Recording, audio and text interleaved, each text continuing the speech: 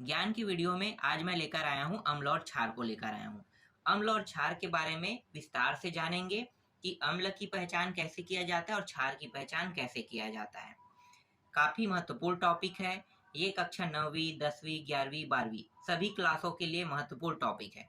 तो सभी विद्यार्थी अच्छे से इस वीडियो को देखना। सबसे पहले मैं आपको अम्ल के बारे में बता देता हूँ। अम्ल को कैसे पहचानोगी कि कोई चीज़ अम्ल है या नहीं? तो पहले अम्ल का परिभाषा जान लो कि अम्ल पहचानने का एक तरीका है कि स्वाद में वो खट्टा होता है। किसी भी वस्तु का स्वाद अगर खट्टा महसूस होता है तो वो क्या होगा? खाने वाली जितनी भी वस्तु है अगर खट्टा स्वाद होगा तो वो अम्ल कहा जाता है। ठीक है, उसे क्या कहेंगे? अम्ल कहते हैं। और जिसका स्वाद तीक्ष्ण होता है या तीखा होता है, ठीक है, तीखा जैसे मिर्ची जैसा, तो उसे हम कहते हैं क्षार कहते हैं। इसे दूसरे तरीके से कैसे समझ सकते हैं?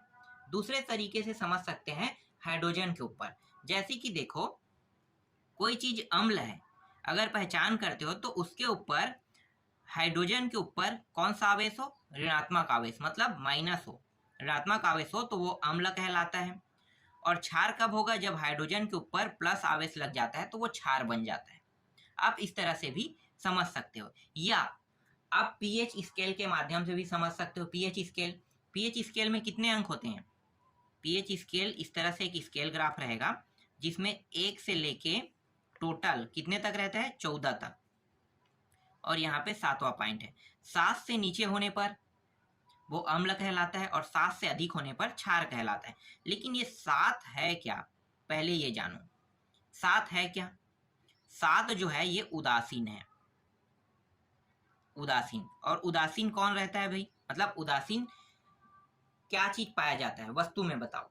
अब वस्तु में क्या बताएंगे, मतलब उदासीन के बारे में जानते हैं। चलो, उदासीन के रूप में अगर हम जानते हैं तो जल को जानते हैं, क्योंकि जल का पीएच मान 7 होता है। और जिनका पीएच मान 7 होता है ना तो वो अम्ल होता है और ना ही क्षार होता है। जिनमें दोनों का गुण ना हो उसे हम कहते हैं उदासीन। तो उदासीन कौन होता है? जल होता है। ठीक है, तो जल होता है उदासीन। इनका पीएच मान देखा जाए तो 7 से, मतलब जल का पीएच मान क्या है? ना तो 7 से कम है और ना ही 7 से अधिक। परफेक्ट 7 जो पाया जाता है वो जल का पीएच मान होता है। और ये जल का पीएच मान, अगर आप कहोगे ना कि जल का पीएच मान 7 से, कुछ में तो भाई अम्लीपन पाया जाता है, कुछ में क्षारीपन, नहीं। वर्षा जल को बोला जाता है। वर्षा जल के जो पीएच मान होता है वो सबसे शुद्ध, मतलब वर्षा जल का पानी होता है जो बारिश के रूप में गिरता है, सबसे शुद्ध जल माना जाता है उसे। तो वही जल जो है ना, उसी का पीएच मान होता है 7। तो उसी के हिसाब से यहाँ पे पीएच मान निर्धारित किया गया है। समझ में आ गया? तो 7 से कम होने वाले को अम्ल कहेंगे, 7 से अधिक होने वाले को क्षार कहेंगे। एक शब्द यहाँ पे और आया है, लवण। लवण क्या होता है? तो लवण जो है, जब अम्ल और क्षार दोनों की अभिक्रिया कराई जाती है, अम्ल और क्षार दोनों की जब अभिक्रिया कराई जाती है तो अभिक्रिया करने पर ही लवण का निर्माण होता है।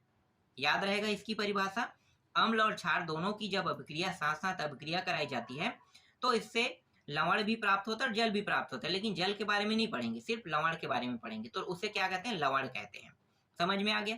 अब यहाँ पे एक चीज और इंपॉर्टेंट है, मैं आपको बता देना चाहता हूँ।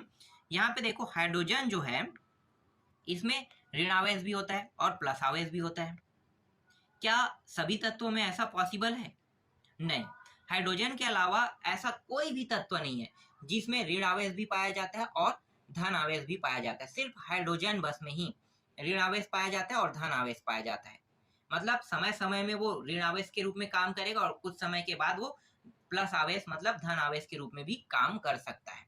समझ में आ गया? बाकी जो तत्व है उसमें फिक्स है कि ये तत्व हमेशा ऋण आवेश रहेगा और ये तत्व हमेशा धन आवेश रहेगा।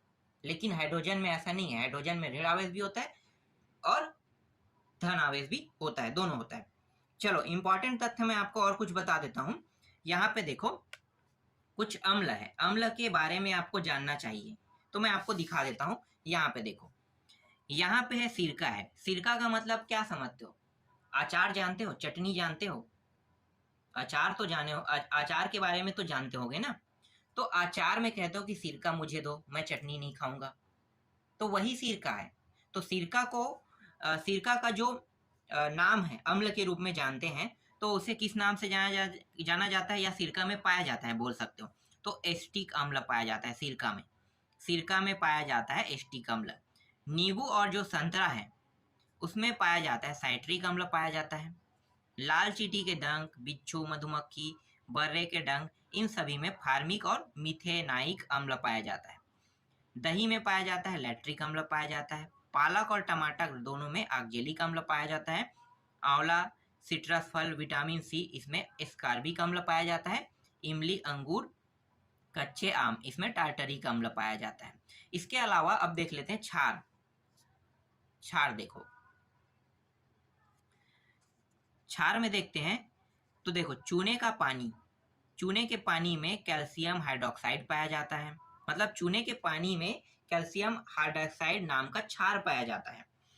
कांच साफ करने के लिए जो बनाया जाता है ना, कांच साफ करने के लिए, उसमें पाया जाता है अमोनियम हाइड्रोक्साइड पाया जाता है।